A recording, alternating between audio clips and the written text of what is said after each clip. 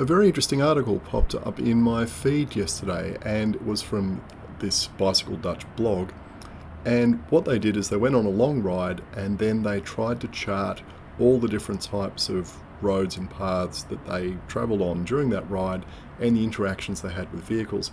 So you can see here it's, the chart split up into paths and roads and different types of roads and even gravel roads. And then the dots represent the cars that they interacted with in some way. Now, I'm not going to show you the whole article, but the interesting thing it did show is that there were a lot of very narrow one-way looking streets or roads that they were riding down in this kind of semi-rural area, I guess. So not quite suburbia. Now, I went for a ride yesterday around the Perth Swan River Loop, as it's called, from essentially the Perth CBD down to Fremantle and around the river that way. 42 kilometres, took about 2 hours, and I thought I would try and do the same thing because a lot of that route is on separated paths or shared paths, whatever you want to call it. And I came up with this chart. Now, I've got to say, having spent about 15 or 20 minutes on it, this chart is really wrong.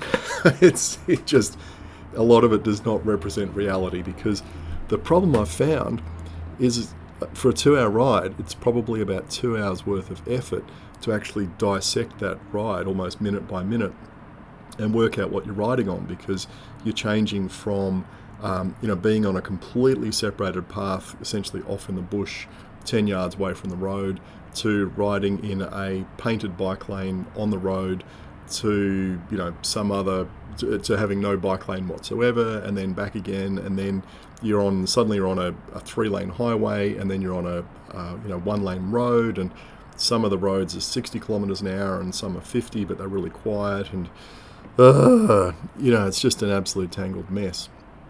But anyway, let's just have a 5-minute review of this 2 hour ride, and I'll show you some of these challenges. So bear with me while I try and make sense for the next 5 minutes. So the reason I coloured all this stuff in red for paths is obviously Perth is covered in principal shared paths, which are red. And one of the problems I found was dividing it up into 5-minute blocks, because you can see at the moment we've just popped out onto the road, which is that first black section. And the reason it's black is because there's no bike lane along here. Now, normally there would be a bike lane through here, but there's construction work for the freeway. This is actually a detour. But this detour goes for, minute and a half, 2 minutes at the most. So how do you represent that on a chart which is divided up into 5-minute intervals? So yeah, first problem, you probably need to go back and split it up into 1 or 2 minute intervals over the 100, so you end up with 121 minute segments in your chart, rather than 24 5-minute segments, and that's why it can take a long time to do the analysis. Now, what I also did is, you can see I put in some road crossings along here, because they're short and sweet, but there's a potential for having an interaction with vehicles at these crossings. I didn't have any on this particular day, no cars coming, so I just went straight across. This just shows where the path is being extended. Last time I came through here, that was dirt that had been freshly bulldozed. Now they've got the base layer of black asphalt down, and hopefully by the time I leave they'll have the red asphalt coating on top.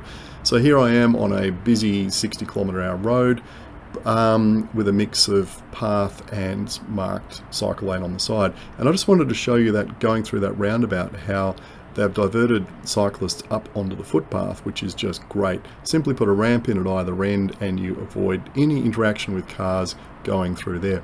Now, there's more works going along here, I think possibly for the extension of the path down towards Fremantle, which is excellent. But unfortunately, the only reason I left this in was to show you how shockingly bad the detours were through these construction zones. This is the first time I've experienced this over here, where they've pushed us out into the road traffic, and I went, no, I'm not mixing it up out there with trucks like that.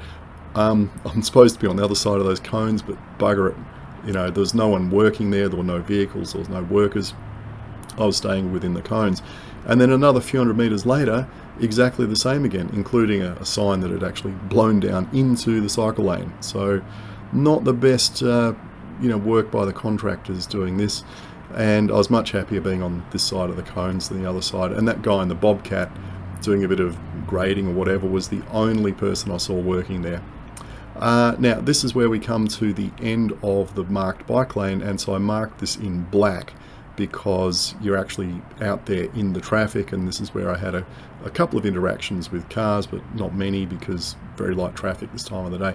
And bingo, we're back onto a separated path, and it's like this, through Fremantle for some distance, path like this over the bridge, and then on the other side we pop out again onto a road where we've got a painted cycle lane.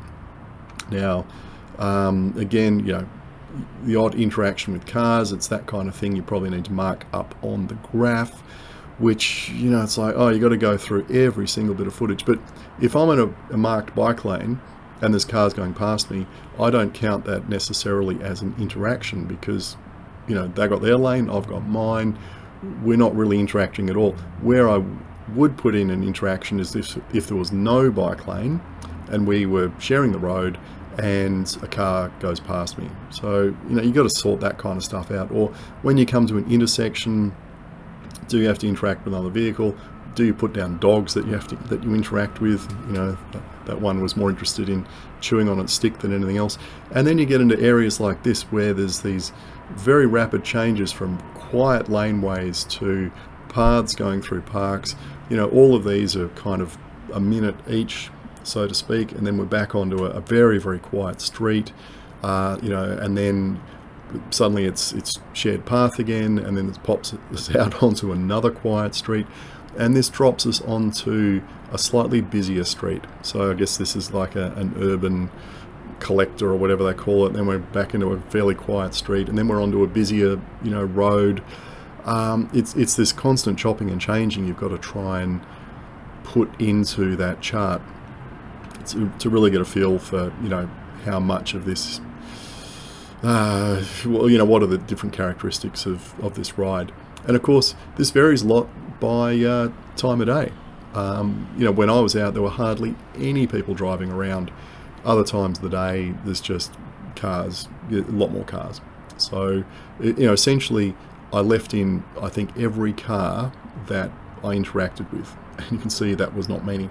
So anyway, back on the home stretch now, getting on the path next to the freeway, and we're just going to zoom all the way up to Perth, to the CBD on paths, and it's all good. So yeah, hopefully that's, I don't know if that kind of analysis is interesting, but it's difficult to do, that's for sure.